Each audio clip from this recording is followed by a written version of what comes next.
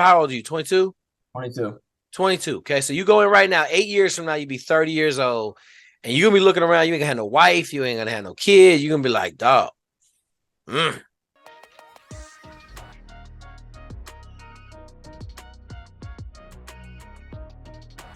All right, folks, we got a good one today, man. This dude squared away down there in Arizona running stuff, man. I'm telling you, I hope you enjoyed this video as much as I did. Hey, it's a good one, folks. As always, man, hit the like and subscribe button. Go check out the masterclass over at jakeswig.com. We also got that land nav country style. Enjoy. I'm a senior at the University of Arizona. I graduate in this December. I have a business management degree. What GPA? 3.4. Okay. This semester, I'm teaching 2 classes. I taught a class over the summer. Then one of the classes will be my 4th time co-teaching it. Okay. It's gonna be my 2nd year being a management mentor for the incoming students into the business school.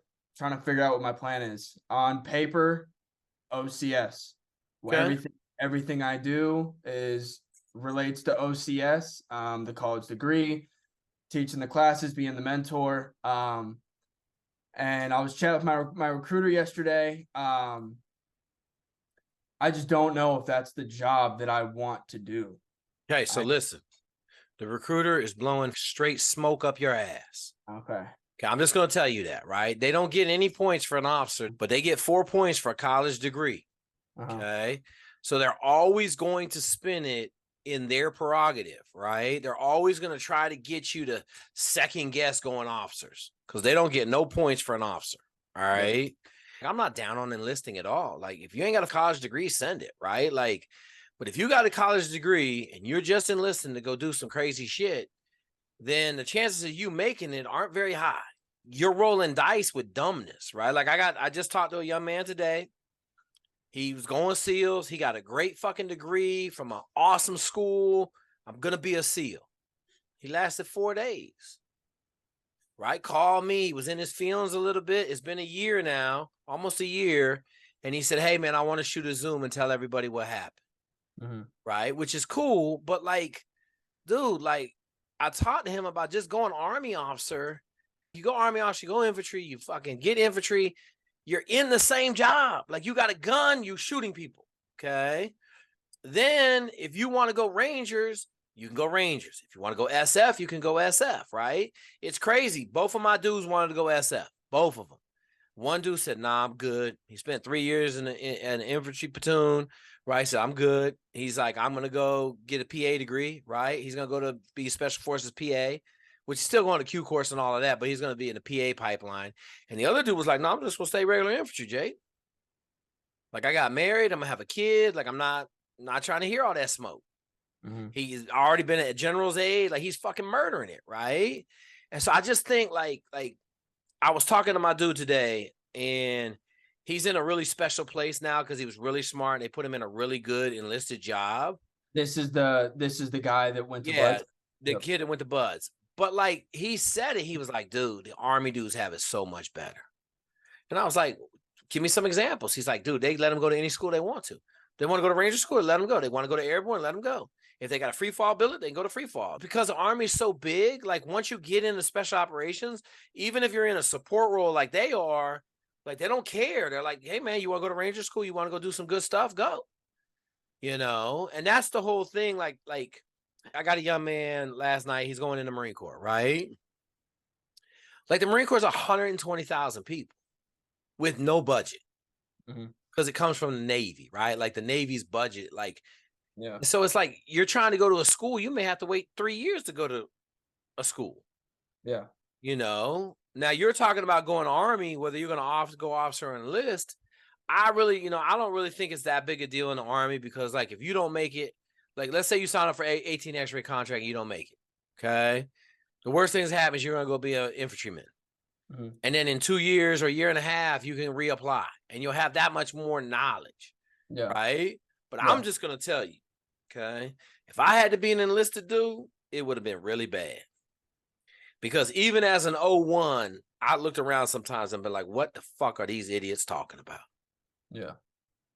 And so even as an 01, it was hard for me sometimes to just be like, man, what are they talking about, right? Or you would see the chief, the E7 has been in 20 years, and you're like, dude, like, you, come on, man, what are we talking about? You know what I'm saying? Yeah. So that's the thing, like, you in all this leadership now, you just got to ask yourself, you know, I got a dude in the SEAL teams that's murdering it with a college degree, right? Like, he's probably going to get a shot to go to Damnick. You know, but he literally has hit it. He's hit it as perfectly as you could hit it. And he's done a great job. And he understands commitment, right? Like, a lot of guys get there and don't understand that, like, getting in the SEAL teams or getting in the A team, like, it makes the training look like kindergarten. The amount of work you got to do when you in a platoon is astronomical. Yep. And so a lot of the guys think they get to the SEAL teams and then all the work stops. So they stop putting in the effort. Make sense? Yep.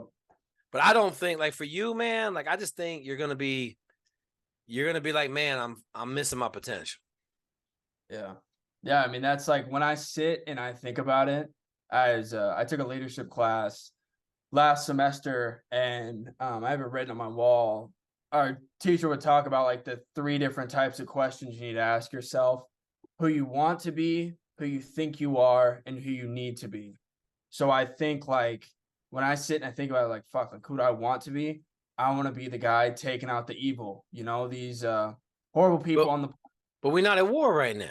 I know. Well, the good thing is the Green Berets are always, like, they always get to get a little dirty because they do so much FID.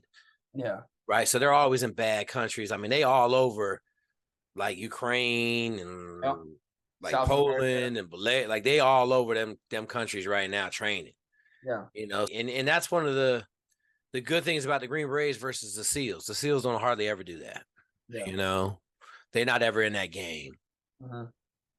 I just, always hated bullies growing up, and always try to help someone out if need be. And then I think about, well, who do I need to be? And then I look at, my resume, and I'm like, okay, everything right here just screams officer, leadership role.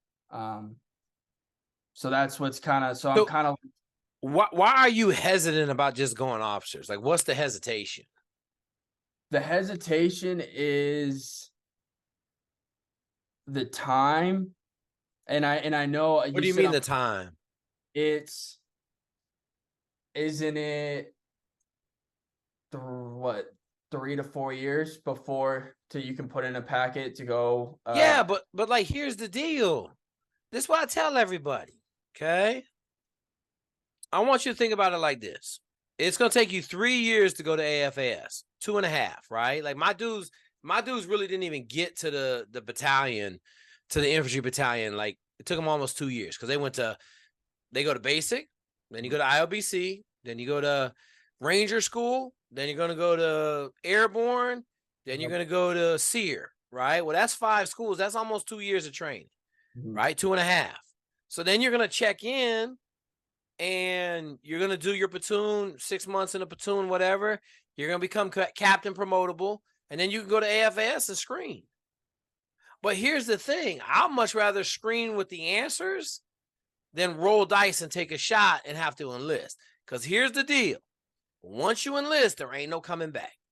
Yeah. Yeah, I mean, and I know I was watching your video about it today. Like, the recruiter was telling me, oh, yeah, green to gold, no big deal. Just put it in here and there. And everyone I've talked to, I have a few guys in group right now that I'm able to, have contact with every now and then. Yeah. Also, it's like it's never. I mean, it's no different than the sink. Nothing's ever as easy as people make it sound. No, and that's the thing that's crazy. I got 2 former football players that enlisted, right? For the last 4 years, they've both been fighting to get out. One's in the Navy, one's in the Army. They're both fighting to commission, right? The dude in the Navy, they laughed at him, told him, come see us 4 months before you get out. We'll talk about it, right? Yeah. He's going in the Air Force, commissioning in the Air Force. The dude in the Army, like, they basically told him, like, at the end of your enlistment, if you want to put a package in, you can, but he ain't been doing well enough as a E5 now. And they're just kind of like, yeah, go ahead, put a package in. But if he had put a package in as an officer, they would have picked him up immediately. Yeah.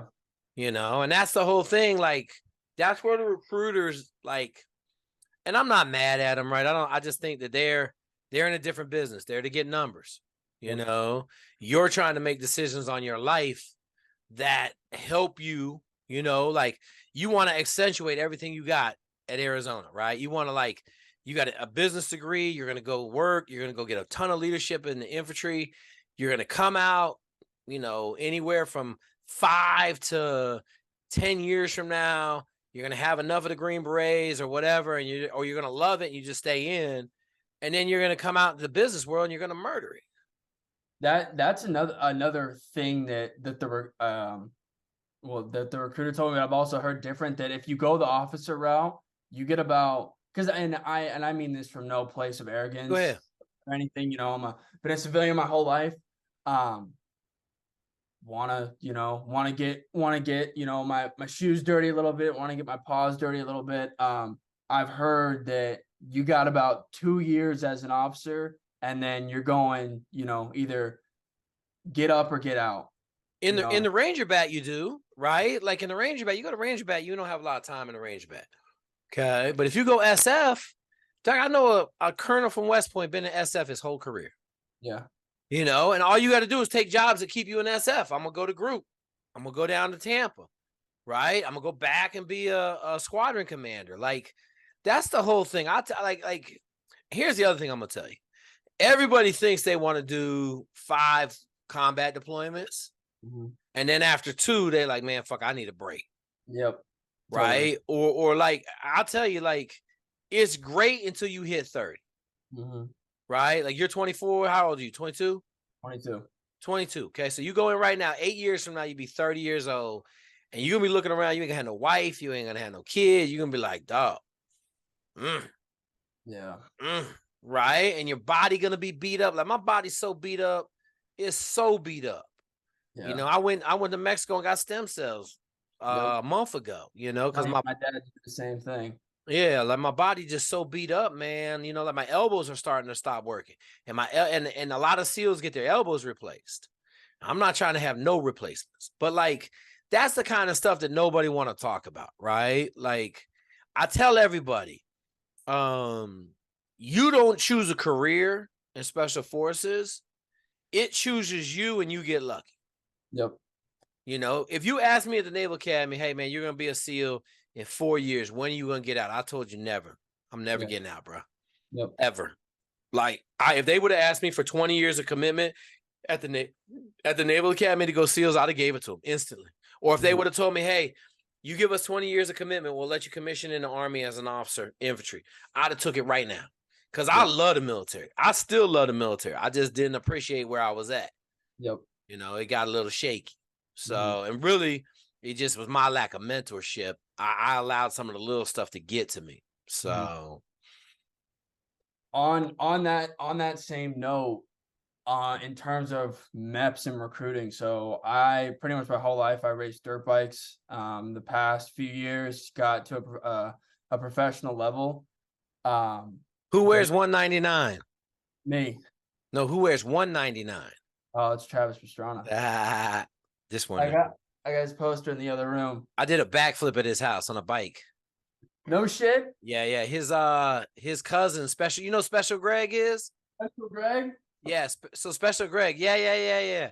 Special Greg played football with, like, so I was a GA for wide receivers. Yeah. So Special Greg was a wide receiver with me at Maryland. Oh shit. Yeah, so one summer all the wide receivers was talking about doing this backflip on a bicycle and all this bullshit, and I was like, I'll come out there and bang it. And they called me one day, and I went out there and on my second attempt, I banged a backflip into the foam pit on a bicycle. In Maryland? Yeah. I've been looking at that fucking foam pit for probably 15 years on video games, videos. That's so cool. Yeah. So it's pretty cool, and it's crazy because I was trying to do a front flip. And then, like, on attempt, like, 15, like, I almost exited the pit. Like Street Bike Tommy did. Well, not long ways on the side, right? Because the ramp is on the right side. Yep. But when you do a front flip, you throw yourself over the handlebars, and somehow I turned right at the top of the ramp. And so I kind of came off to the left and I saw the wall coming, and I had to turn like this, and I hit the foam pit into the wall. I was like, I'm done. No more. I'm tired. And on the right side, they got the crane where they pull you out, right? Yeah. I don't know what they have now, but they used to have a bobcat hooked up to a crane. Yeah. Mm-hmm. Yeah. But now I don't know. And then now they got the giant trampoline there. Because when I was there, Special Greg was showing me the trampoline. Mm-hmm. Bruh. Like he was doing like 6s on the trampoline. It was narrow. It was like maybe like 6 feet by 10 feet. Like the Olympic style one. Yeah, but they were doing. They use it for They had these bikes that had the wheels cut off. Yeah, with the foam and the duct tape and stuff. Yeah, like a little and they call them tramp bikes, and that's how they practice all the stuff on a tramp bike. Yep. So it's pretty cool going out there. Like if I was younger, I would have lived out there. But Special Greg, is he just one of those guys that are just like came out of the womb just a freak of nature? Me and my dad, we've been trying to figure that out. So Special Greg was one of the most athletic, body in tune dudes we had at Maryland. Mm-hmm. He just couldn't remember the playbook. Hell, I had troubles remembering the playbook. Okay. Yep. But like I thought we could have used him returning kicks. He got a touchdown in the spring game. He got hit by like 5 different dudes and no one tackled him. Yep. You know, body control, but he's been living that life. That was 95 or 2005. And he just had, he's a great athlete, world-class athlete, on the trampoline, that shit was scary. I was like, Jesus, So and that's no like backyard trampoline. That one's shooting you like 10, 15 feet in the air, right? So they double jump you. They put one dude on each end and they jump, like you can do it yourself, but like they got 2 dudes on each end and they'll put you up there 40, 50 feet in the air, man.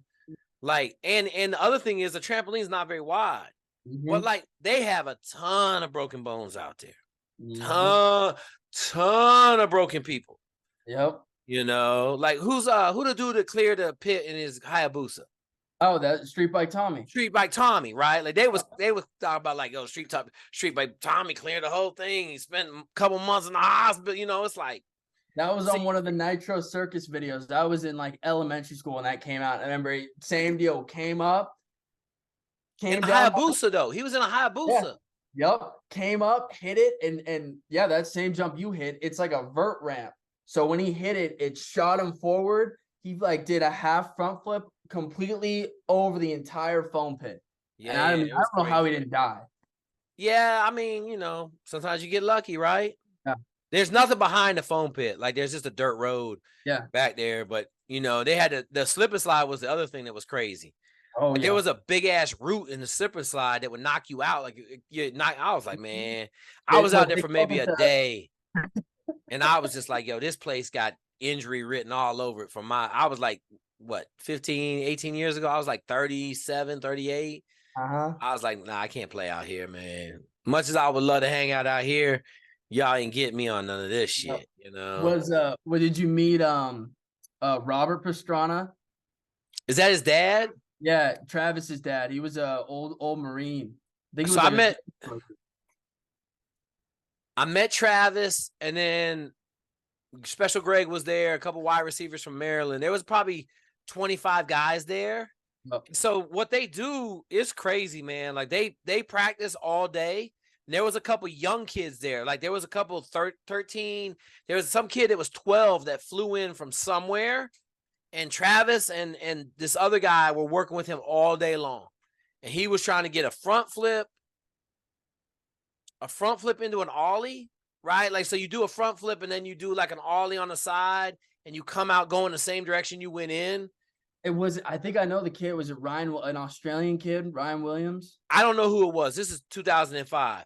But I was just sitting there and then there was 2 neighborhood kids that were there. And Travis said, like, these 2 kids are going to be superstars because they're at my house. And he was like, we're not giving them, like, they're getting world-class training, And the funny thing was, so at the end of the day, they got an indoor skate park, right? Oh. I was banging a skateboard and I slipped and it almost tore my ass cheeks apart. Like I slipped and landed on one ass cheek and it separated. I was like, oh, I'm going home. Yep. That was it. That was it. I'm not a skateboard kid, but I was having fun riding up and down on the whoop-de-woos. I'm like, I'm out. Hey, have you seen who's the guy that climbed El Capitan? The climber. The free solo guy. Yeah, Aaron, yeah. Adam, not Adam. Anyway, I can't remember. Have you seen the video on the grip strength? Have you seen that video? Yeah. Where his was 980 and the Marines was like 186 and a pro climbers is like 400. You like, well, but he talks about it. I watched an early video on him. His fingers are twice as big as a normal person's, and all of the tendons in his fingers are twice as big. Yeah. And it's because he works his finger strength because that's the most important thing. Like, I just thought that was incredible. When he banged a 986 on the damn strength machine, you know? And he looks like a just skin and bones. Nah, that dude's climber strong, bro. Climber strong. Doing one-arm pull-ups, beam walks, right? Like pinching the 2x4 like this, doing beam walks. And yeah. All right, so back to you, brother. We had a divulgence on Travis Pastrana's playland. No, that's awesome. That's so cool. So like, I would just tell you and talking to you, like, you got to think about this as an E4, okay? You're going to have a 19-year-old, maybe a 20-year-old telling you what to do all the time, okay? And you're going to be like looking at it like, that don't make a lot of sense, right? And let's say you get through the 18 course, right? You'll be 25, 26. Most of the guys coming out are E6s, right? Like, I just got a guy through the Q course. Well, let me say this. He got himself through the Q course, but he's out in first group, and he's 29, 30, 2 kids and a wife, spent 8 years in the infantry. You know what I'm saying? But that's who's going to be in charge of you. Yeah. But for the most part, you're going to be older than the people in charge of you. And I just, like, you a common sense dude, bro. Like, it's hard to be an E1, E3, and just have some E5 that's like, oh, you got a college degree? You think you shit hot. Hey, man, come on, we're going to clean this dumpster with a toothbrush. And you like, man. And then I already got a hard time listening to the faculty and some of the professors at school. Sometimes. About what, though? About enlisting? No, just about stuff like with like different things that I'm in charge of, like some of the classes I'm teaching, some of the recruitment process for these different groups that I'll, manage and facilitate. And these are, adults that absolutely teaching. I'm just like, that. So that would be hard. Yeah. And I'm gonna tell you, I got to the Naval Academy and I was appalled at the leadership. Appalled. Right. And then when I became a senior and I was in all the trouble and they just gave me a squad, I just turned out the best squad in the battalion. Yep. Right. And everybody was mad at me because I didn't I told my second class, you're going to be measured on one criteria, the freshman's GPA. So the freshmen don't have good grades at the end, your order of merit, your performance is going to be at the bottom of the company. Okay. If they got great grades, then I'll rank you high. Yep. And everybody was kind of pissy. And I said, if you yell at them ever, unless they messing something up that's going to hurt them, then we're going to have a problem. And about 2 weeks in, like, I had extra chairs at my table because the other freshmen want to come sit at my table. And, all of my upperclassmen were working with a freshman to make sure their grades were good.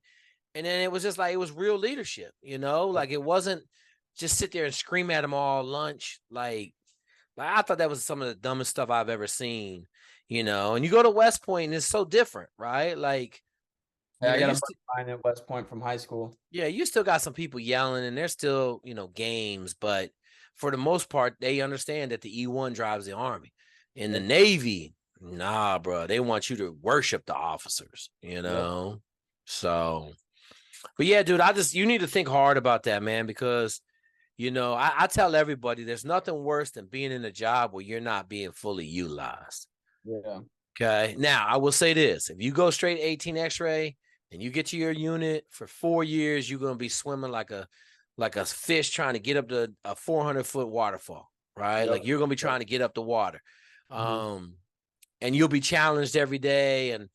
But like, at some point, you're going to be like, man, now here's the brass tacks. Okay. As an 03 in the Navy, I was making more than my chief with 25 years in the Navy. Really? I had 5 years. So I was 03 over 4. He was 25 years senior chief. I was making more than him. Yeah, that the recruiter yesterday was trying to tell me I mean, obviously, money makes the world go around, right? Like it's no matter It what. just helps. Yeah, yeah, it helps. And I'm not doing it for the money, but it helps. And wife, kids, this, that, everything revolves around, the green bills. But he was trying to tell me like, oh, like the SF guy, because I'm trying to think like The SF guys are gonna make, you're gonna get demo, dive, and well, demo and jump pay. Sometimes you're gonna get hazardous duty pay, right? he was saying they got, pretty slick bonuses, but I Yeah, took they that. do. They got solid bonuses, but like think about this. You're getting a $60,000 reenlistment bonus in 4 years, right? Yep. Okay. I'm making $35,000 more than you. Well, shit. Put it this way: I'm making $45,000 more than you did year one. Mm-hmm.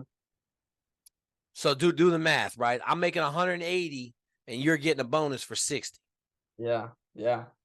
And it's once I get to SF, I'm getting all the same pays. The officers in the Army do as much as they want to do. Okay. Okay. I mean, Right? that's Like, my biggest thing is like I don't want like I mean I sit right now. remember what I told you. You don't want it right now. What?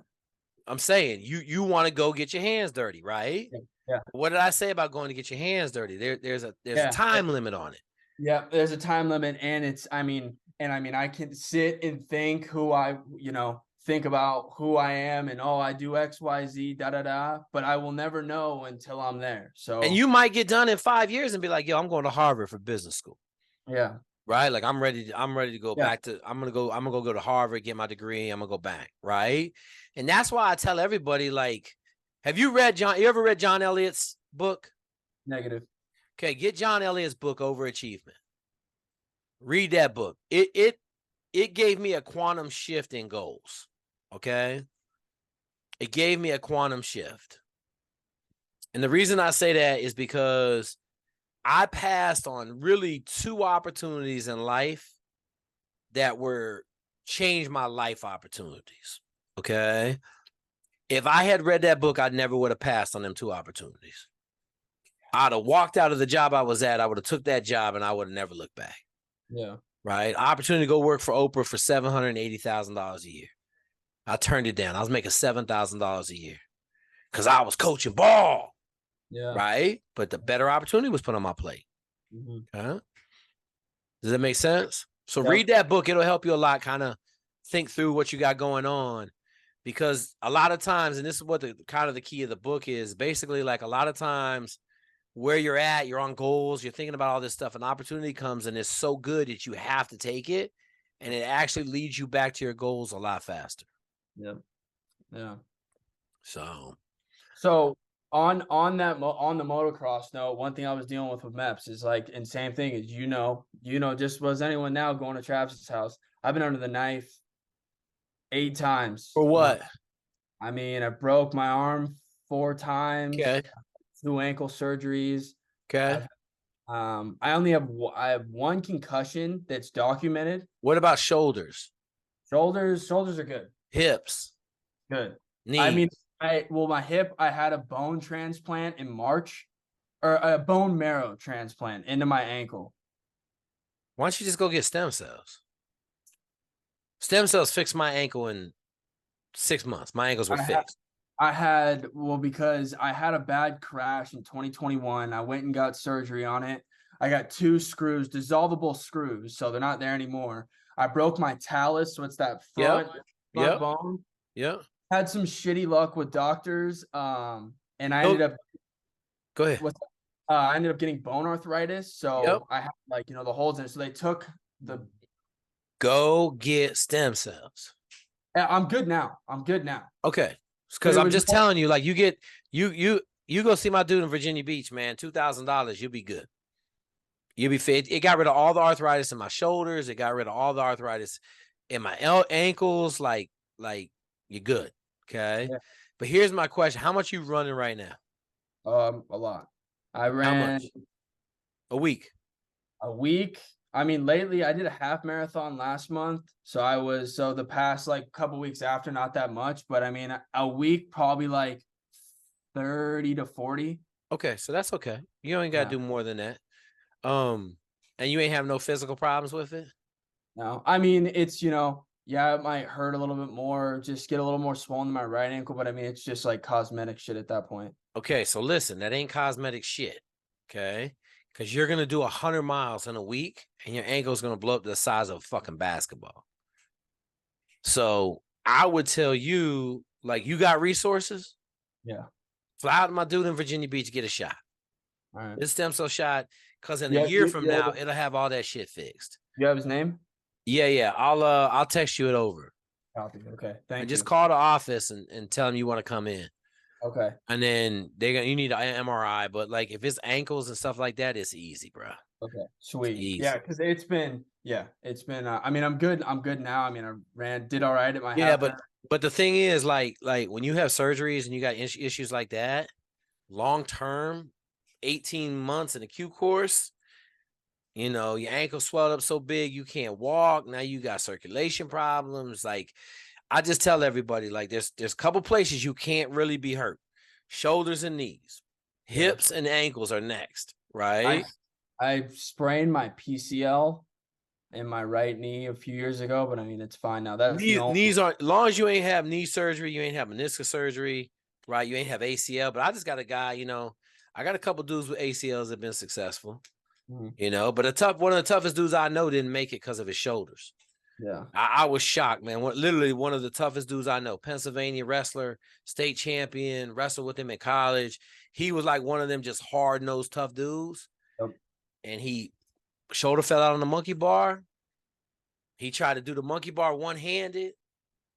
Shoulder fell out again. That was it. And I was just like, golly, man. I got a buddy of mine, if he'll just, a kid I used to race with in California, he'll just sit, if he even sits down in a chair wheel, his shoulder just pops out. I mean, I'd take his arm and we'd do the whole, he'd grab one side, pull up under his armpit and just throw it back in. I do that probably a dozen times. It's just so little, it just pops out.